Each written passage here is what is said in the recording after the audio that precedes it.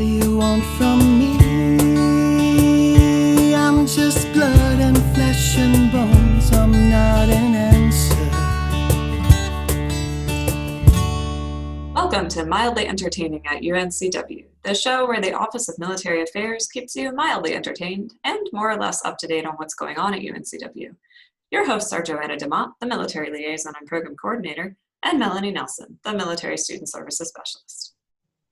Hello, Joanna. How are you today? I'm doing great. Our office is still coming together, and I have to tell you that it just feels good to be in a home office that is more complete. The weather's amazing, and it's a beautiful fall day. How are you today, Melanie? I'm likewise great. And what I love about you is that every time you say, I'm doing great, you say it like it's a revelation, even though it's the same thing you say every single time. It's fascinating. You're so consistent. I admire that about you. Thank you. I appreciate the admiration. No matter how sincere or insincere it may have been. Anyway, why don't you go ahead and introduce our guest? Sincerity is always optional. Today, we have Celia Croff, Military Programs and Outreach for BMC. How are you today, Celia?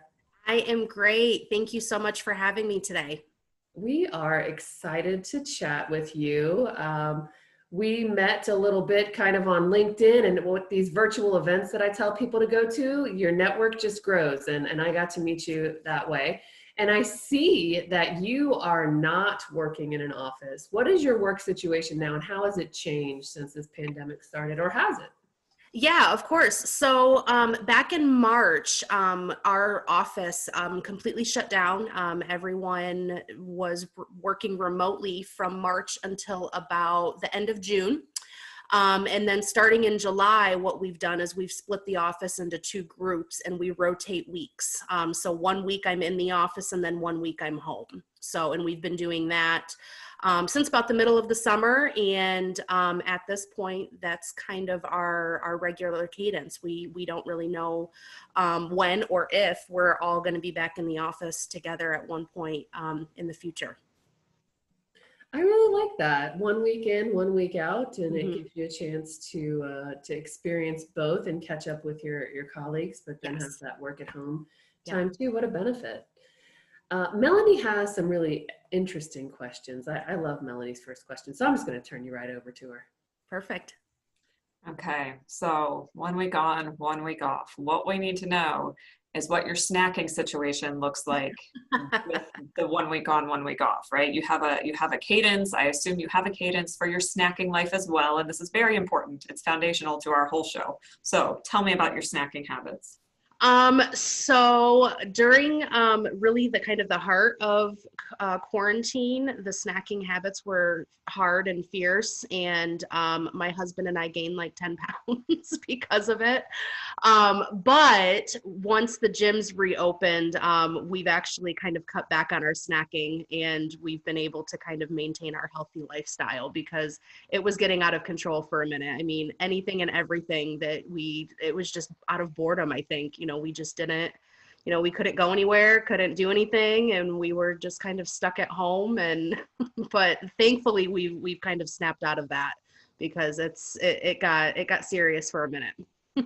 Yeah, we've been hearing that a lot. Isn't it so funny how like when you can't go out to do things, like you could still have a good workout routine and not add the snacking, but it's so hard when you're just at home, like, utter sympathies here, because yes, I have been snacking all morning. Frankly, there's a healthy thing of trail mix here and I am doing well.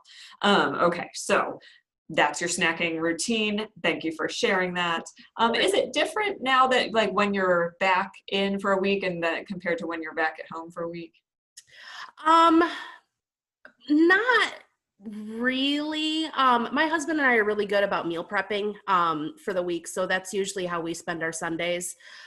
So it's just being diligent about what it is that we're what it is that we're eating, and making sure that we're sticking to our meal plans for the week, because if we don't, one, we spend a ridiculous amount of money eating out, and two, our waistbands don't like it either. So which leads to further budget expenditures on clothing that you can, yeah.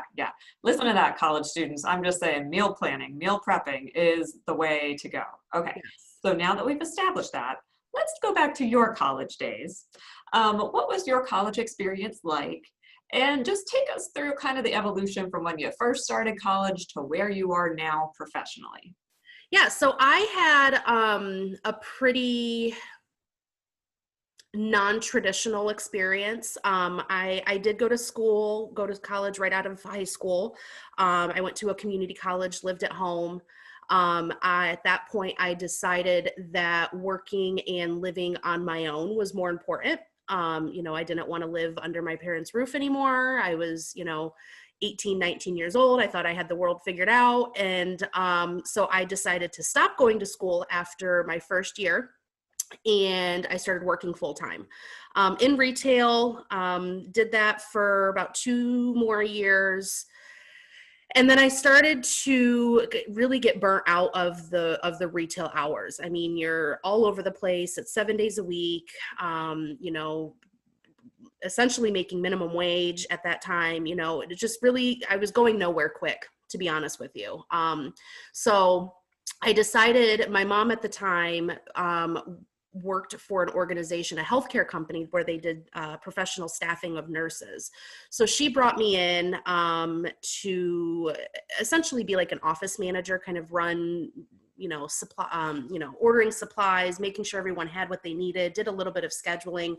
And at that time is really where I found my love of HR. I didn't know what I wanted to do when I was in school. I was just kind of going through the motions. So that's really what sparked my interest in HR, and I decided to go back to school. At the same time, I decided that I wanted to move back to Michigan. At the time, we were living in Florida, and I was over the heat, over the traffic, over just everything. I'm not a big beach person, so living in Florida just didn't really make sense.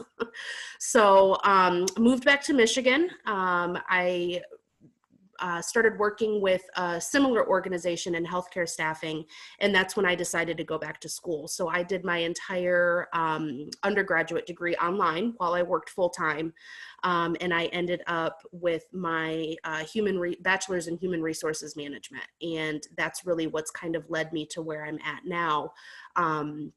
I've always worked in an HR capacity during this entire time, more so on the recruiting, talent acquisition side of things. And about 6 years ago, the company that I was working for is in automotive, and they were really struggling with finding talent that we didn't necessarily have to teach coming to work on time, or, doing your job that you're hired to do, or anything like that. So that's when I proposed to our vice president of human resources, let's start looking at the military. How do we engage that military community in West Michigan? They're going to elevate our workforce. And ever since then, I have been in the capacity that I'm in now, which is developing the programs for hiring, onboarding, and retention around military and veteran applicants and candidates. I'm hearing a lot of very interesting moments throughout all of this. So first of all, well, let me think. Yeah, so number one, love, of course, that you said that the military elevates the workplace, right? Yes, of course, any candidate pool is going to be automatically elevated when you start including veterans, because there are certain things that you don't have to teach them. You don't have to go into that workforce learning. That already took place. The government took care of that for us, right? Everybody went through basic and their A school, B school, and C school, and they all did all the things, and they're used to a lot of it, right? And they're intrigued by the fact that they're no longer working for an institution that maybe they have to get up at 0 dark 30 in the morning every day and go for a run and all those things. There's so much interesting to the military mind about what goes on in the civilian workforce. But then it's also what I like about your story, and where I can see a parallel for some of our students, is that you gave college a try. You're at community college, decided that it wasn't quite for you, and you went out into the workforce for a while. And while you're there, you discovered this other passion that you didn't know, because what 18-year-old is thinking human resources is where I want to be, right? Because you haven't been in a position to manage a lot of people. Okay, maybe you were the student body president at your high school. Congratulations, that means nothing. And, not to hate on student body presidents or whatever, but I think it's sometimes with our military veterans, like they get out and they're like, okay, what am I going to do next? I'm going to go right to school.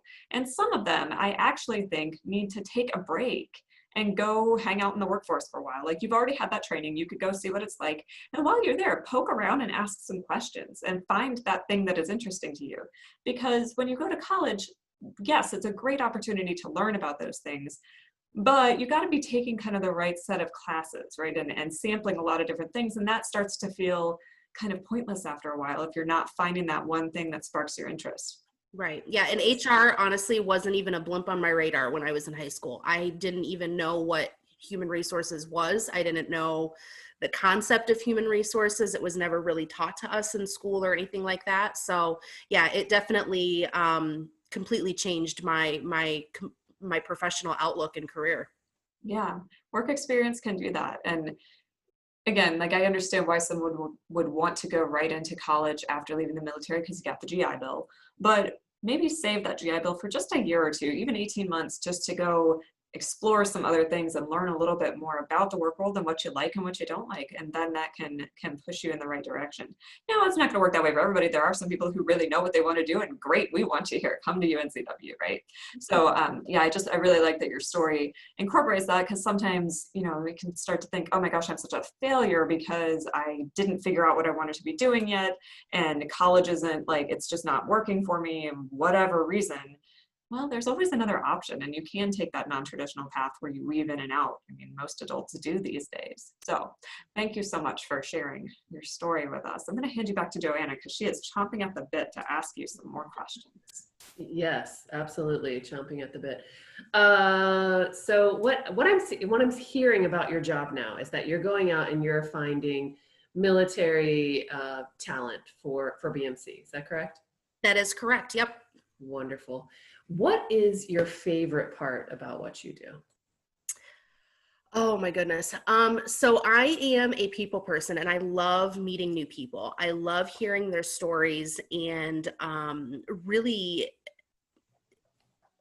trying to be that catalyst, I guess, for their next career, you know, for their second career. Sometimes it's with BMC, which is awesome, but sometimes it's not. And that's okay. As long as, you know, I'm able to help them, whatever that looks like in their next, you know, in their next career move, that's what my passion is. And that's what I'm here for. You know, I've lived all over the country. I've traveled the country, and, you know, if I can't help someone, more times or not, there's someone that I can get them in contact with. And, you know, they can kind of take it from there. So I would say that's probably, and I'm getting goosebumps right now. That's probably the best part of my job, is just being able to interact with so many different types of people from all walks of life, different backgrounds, different experiences, and really be able to help them kind of navigate the waters of, you know, what their next adventure is going to look like. I love it. So, you know, every time I hear somebody looking for work, I'm always telling them just to grow your network. So, you know, even if they don't find that right position with BMC, you're establishing a network that can help you succeed. So, you know, there are lots of hiring events, and there'll be companies there, and I'll hear people say, I don't want to go work for that company. Okay, fine. We'll go meet them, because they might have an avenue for you to explore. Maybe there's an avenue you didn't know about within their company, but also maybe outside of it. So that's really great. And I'm really glad to hear that your passion extends, you know, across the country. It's really nice. What are some misconceptions about what you do? So some people think that I just attend events and bring people in and my job is done. Quite frankly, I'm glad it's not like that. But unfortunately, that is kind of the you know, misnomers about my role. My role is significantly deeper than that. So yes, I am attending events. Yes, I am recruiting individuals to work for an organization. But on the other side of that, I'm also developing those internal programs from an onboarding standpoint to make sure that people are properly assimilated into the organization, as well as the retention side. You know, we can hire people all day, but if we as an organization can't keep them, then it's a vicious circle. It's a hamster wheel that's never going to stop. So, and my role specifically is for military and veterans. So we have some other diversity initiatives and programs that we do for other groups of individuals. So my role specifically is dedicated to military and veterans and everything that comes with that. So we have an internal resource, employee resource group that I run from the corporate level. And then, connecting individuals to external resources, whether it be financially or education or the VA, navigating the VA system, so there's a lot of different things that my role that I touch, that goes a lot deeper than just bringing people into the organization. That's important. And I know when talking to transitioning service members, our students, as they go out and look for careers, we're instructing them to look for companies that have those employee resource groups and that advertise them. So that's really wonderful that you are, running that or getting that started. And we might have to talk about that. I'd love to see something like that at UNCW. So I might need to pick your brain about some best practices another time. But I would like to know if you have an interest that you would consider a passion. It could be work related or not. We've had people talk about surfing lessons. We do live on the coast. We do like the beach. So we have a lot of beach related things, but do you have an interest that you consider a passion? I would say professionally, I'm doing my passion, working with the military and veteran community on an employment standpoint. This is kind of what I've built my career to do, or to become, and I'm very proud of that. And to be able to do something that I'm passionate about and get paid for it is pretty awesome. I'm not gonna lie.